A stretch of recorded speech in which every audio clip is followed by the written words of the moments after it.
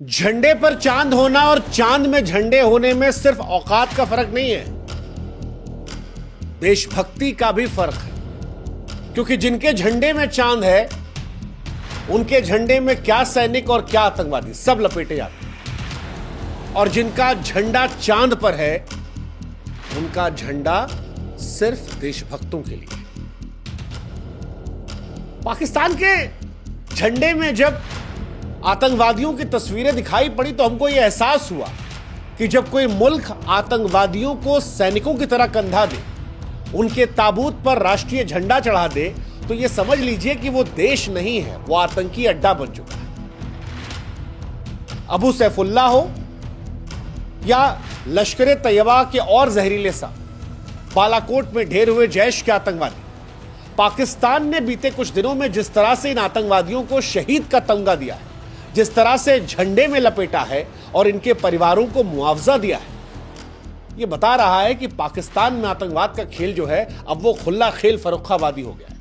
पाकिस्तान उस जगह पर आ गया है कि नंगा नहाएगा क्या, निचोड़े क्या, उसे कोई फर्क नहीं पड़ता, क्योंकि अब आतंक को वो अपनी नेशनल पॉलिसी बनाकर घूमता है। मतलब आप खुद सोचिए, क्या कोई देश अपने झंडे में आतंकवादियों को लपेटेगा? और अगर कोई देश ऐसा कर रहा है तो उस देश का नैतिक पतन हो चुका है, उसकी आत्मा खत्म हो चुकी है। और इसीलिए शायद पाकिस्तान की सेना और पाकिस्तान के आतंकवादियों में फर्क समझ नहीं आता, खाली वर्दी का फर्क है।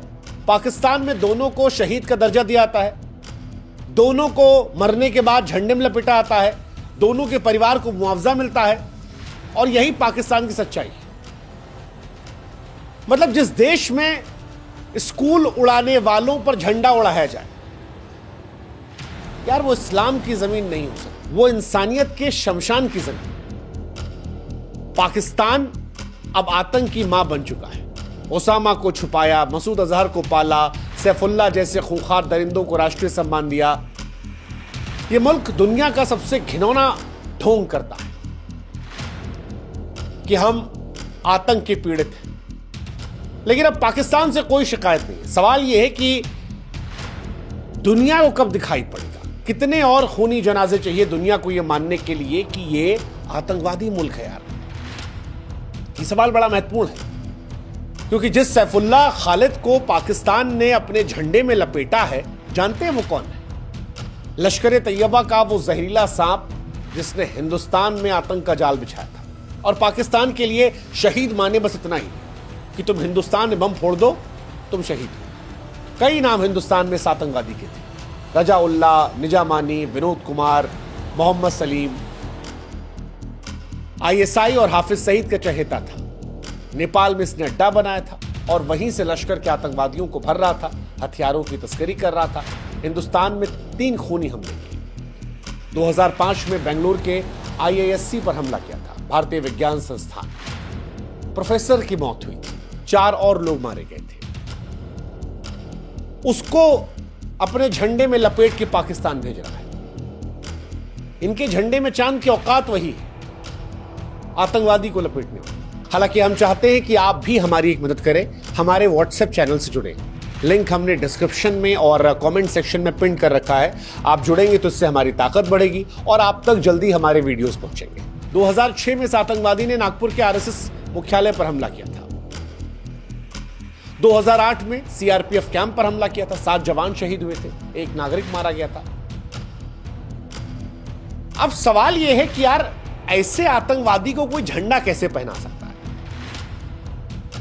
हालांकि पाकिस्तान से मैं एक्सपेक्ट कर रहा हूं, मतलब ऑपरेशन सिंदूर के तहत भी जब हमने जैश के तमाम आतंकवादियों को मारा था तो हमने देखा कि वो टेररिस्ट जो ग्लोबली असाइन टेररिस्ट है, कि भाई साहब ये वैश्विक आतंकवादी है, उनके सामने पाकिस्तान की फौज ऐसे खड़ी थी, गोलियां चलाकर उन्हें अंतिम विदाई दी जा रही थी। वही हाल सैफुल्लाह को रहा। सैफुल्लाह को जब किसी अज्ञात ने मारा तो इनके लिए भी सम्मान हो गया। लश्कर का यह आतंकवादी था।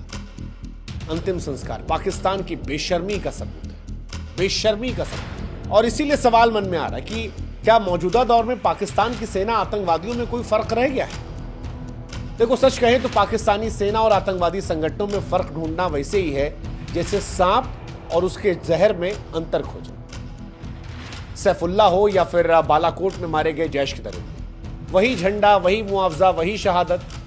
ऐसा लगता है कि पाकिस्तानी फौज और आईएसआई, इनके एचआर डिपार्टमेंट यही आतंकवादियों को ट्रेनिंग देते, मिशन तय करते। करगिल में सेना की आड़ में आतंकवादियों को घुसपैठ कराना हो या हाफिज सईद को सुरक्षा देना। पाकिस्तान की पॉलिसी है दो तरह की फौज रखो, एक वर्दी वाली, एक बिना वर्दी वाली। तो दोनों में कोई अंतर नहीं। और इसीलिए शायद भारत ने जब पहलगाम में हमला हुआ था तो पाकिस्तान के फौजी ठिकानों को निशाना बनाया था, ताकि पता लगे बाद में, पहले आतंकवादी ठिकानों को और बाद में फौजी ठिकानों, क्योंकि दोनों में कोई खास फर्क नहीं, दोनों एक ही है। सैफुल्लाह का ताबूत हो या बालाकोट के आतंकी, पाकिस्तान जब झंडे में लपेटता है, शहीद कहता है, परिवारों को मुआवजा देता है, तो आप क्या फर्क बताओगे इन लोगों को? कोई फर्क नहीं है। हाँ, एक को फौजी कह सकते हैं, पाकिस्तानी फौजी कहते हैं, एक को वो मुजाहिदीन कह देते हैं। हाफिज सईद की रैलियां निकलती हैं, मसूद अजहर को सरकारी सुरक्षा मिलती है, इन्हीं के यहां उसामा बिन लादेन मारा गया था। हकीकत यह है कि सेना और आतंकी एक ही मिशन हिंदुस्तान के खिलाफ। अब सवाल यह है कि आतंकी शवों पर जो झंडा है वो गर्व है पाकिस्तान के लिए या गटरी गंदगी? यार, हमारे लिए तो ये देखना शर्मिंदगी है कि कोई मुल्क अपने झंडे को आतंकी पर लपेट रहा है। लेकिन जब पाकिस्तान लपेट रहा है तो बता रहा है कि दुनिया को कि उसकी आत्मा मर चुकी है। उनके जब अधिकारी शामिल हो रहे हैं तो बता रहे हैं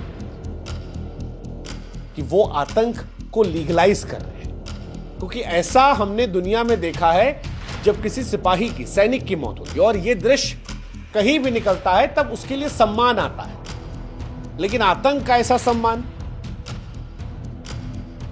किसी देश का झंडा आतंकी को लपेटा जा रहा है, उसे पाकिस्तान क्यों कह दो, आतंकिस्तान कह दो। ये झंडा एक प्रतीक बन चुका है कि आतंकवाद को पाकिस्तान की स्वीकृति है। सैफुल्लाह जैसे हत्यारे को जो झंडे में लपेटा जा रहा है तो वो पाकिस्तान के नायक है, क्योंकि नायकों को लपेटा जाता है। हिंदुस्तान में आपने कई आदमी को देखा है झंडा में लपेटे, या तो कोई फौजी होता है उसे लपेटा आता है, या कोई बहुत बड़ा आदमी जिसने समाज के लिए कुछ बहुत बड़ा काम किया उसे तिरंगे हम लपेटते। इनके यहां उनको लपेटा आता है कि हमने हिंदुस्तान में 3 बम फोड़े थे, हमने 4 घुसपैठ की थी, हमने करगिल में 2 मुजाहिदीन डाले थे, अब हिंदुस्तान ने हमको ठोक दिया तो इनको झंडा लगवा दो। और हैरानी की बात यह भी कि सैफुल्लाह के जनाजे में भी सवाल उठाए कि क्या लश्कर और आईएसआई के लोग थे। यह सवाल बड़ा इंपॉर्टेंट है, हालांकि आईएसआई के बिना तो यहां कुछ होता ही नहीं है। इसी में एक चच्चा हमारे इंडिया में पूछ ले कि भैया क्या पूरा पाकिस्तान है आतंकवादी है? नहीं, पूरा पाकिस्तान तो नहीं, लेकिन पाकिस्तान की सेना, सरकार और उसकी नीतियां आतंक की जरूर है। हम पाकिस्तान के आम लोगों को दोष नहीं देंगे, लेकिन यह भी सवाल जरूर पूछेंगे कि जब मस्जिदों से आतंकवादियों के लिए दुआएं मांगी जाती हैं, रैलियों में हाफिज सईद को गाजी कहकर नारे लगाए जाते हैं, तब वहां के लोग जो खामोश हैं वो भी अपराधी। मतलब उनके लोगों को भी सवाल पूछना चाहिए कि यार, तुम्हारे मुल्क में उसामा बिन लादेन मिला और वहीं वो रह रहा था, मजे से रह रहा था, और उसामा बिन लादेन की जो वेब सीरीज बनी अभी, उसमें दिखाया गया कि उसामा ही नहीं, उसके अलावा भी जितने उसके चंगू, मंगू, पंगू, टंगू, निंगू, वो सब वहीं थे। अमेरिका ने एक को वहीं जाके ठोका।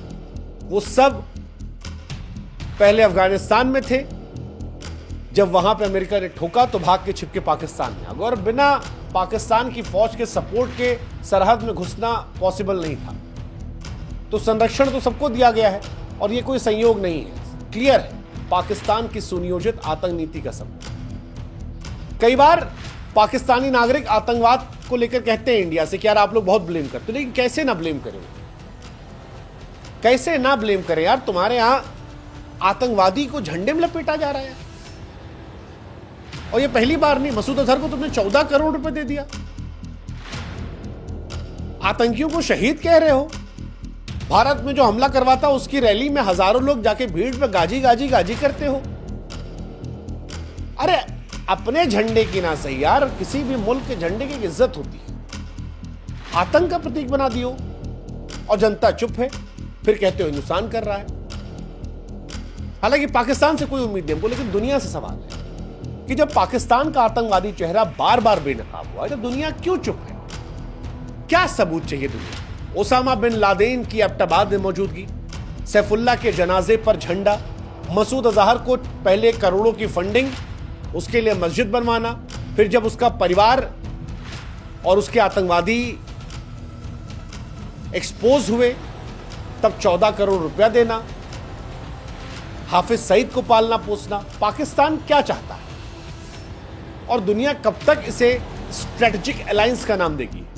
कुछ करने जाओ तो चीन मसूद अजहर बचा लेता है, यूएनएससी में निंदा प्रस्ताव आता है, लेकिन हकीकत यह है कि पाकिस्तान एक न्यूक्लियर सशस्त्र आतंकवादी संगठन है जो अपने नागरिकों को जिहादी बनाता है और शवों को राष्ट्रीय गौरव। उनके विदेश मंत्री का बयान आपको याद होगा कि पहली लाइन के फौजी खत्म हो गए तो फिर बच्चे जो हैं उन्हें आतंकवादी बनाएंगे, जिहाद करवाएंगे, मदरसों से बच्चे लाएंगे। यार ये पूरी सर्किल है दो फ्रंट पर, एक फौजी वाली फ्रंट, दूसरी मदरसे से बच्चा पिक करो, उसका ब्रेन वॉश करो, उसे आतंकवादी बनाओ, फिर वो भारत से लड़ेगा, फिर भारत उसे ठोकेगा, जब वो मर जाएगा तो झंडे में लपेटा जाएगा बड़े वाले आतंकवादियों को, उसके बाद उनके घर वालों को पैसा दे दिया जाएगा, कुछ को हिंदुस्तान भेजा जाएगा, कसाब को जैसे भेजे थे ये लोग, और दुनिया इसको देख के एक्सेप्ट करती है।